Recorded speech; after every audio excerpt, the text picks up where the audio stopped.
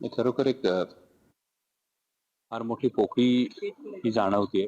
म्हणजे ही वैयक्तिक आयुष्यातली असेल, ही राजकीय क्षितिजावरची असेल आणि विशेषतः ज्या गोष्टी घडू पाहत होत्या म्हणजे विशेष खूप तुम्ही पत्रकार बांधवांनी प्रश्न विचारले होते की अ, पिंपरी चिंचवड महानगरपालिका, पुणे महानगरपालिका, त्यानंतर जिल्हा परिषदा आणि लवकरच या संदर्भामध्ये पुढची पावलं टाकण्याचा हा खरं तर दादांचा विचार होता. आणि दादांच्या जाण्यानंतर एक फार मोठी व्हॅक्यूम ही अशी तयार झाली आहे आणि एक हक्काचा माणूस गेल्याची भावना ही प्रत्येक मराठी माणसाची आहे, प्रत्येक तरुणाची आहे.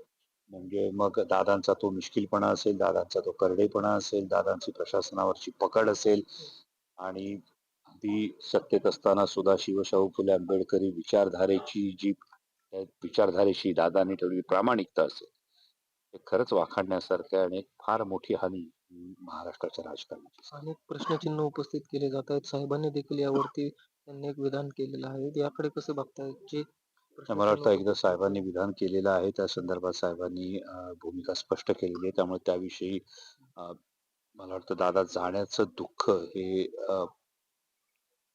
सावरायला खरं तर त्यातून खरोखर वेळ लागेल. त्यामुळे यामध्ये कोणत्याही पद्धतीचं राजकारण आणलं जाऊ नये हीच प्रत्येकाची भावना. बारामतीत आता एक वेगळं वातावरण झालेलं आहे, की आता जो विकासाचा महामेरू दादांनी केलेला आहे, तो आता पुढे जाणार नाही, असं देखील बारामतीकरांच्या मनात येत आहे.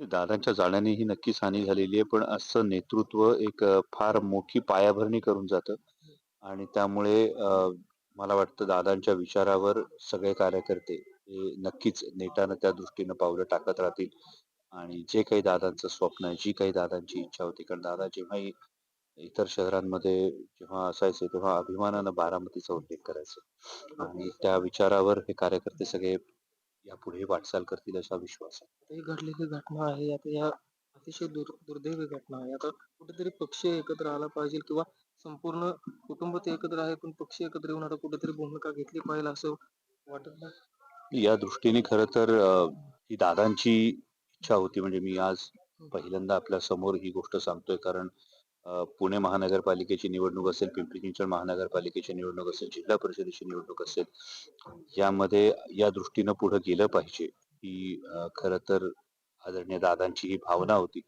आणि त्या दृष्टिकोनातून आम्ही पुढे जात होतो. म्हणून तुम्ही पत्रकार सारखे प्रश्न जे विचारत होतात की अचानक अमोल कोल्हेंची गाडी दादांच्या बंगल्यावर कशी किंवा अचानक अ, दोन राष्ट्रवादींची एकत्र कसे, ही दादांची इच्छा होती आणि आता ती इच्छा कशी पूर्ण करायची हे मला वाटतं साहेबांच्या मार्गदर्शनाखाली आम्ही पुढे वाटचाल करू.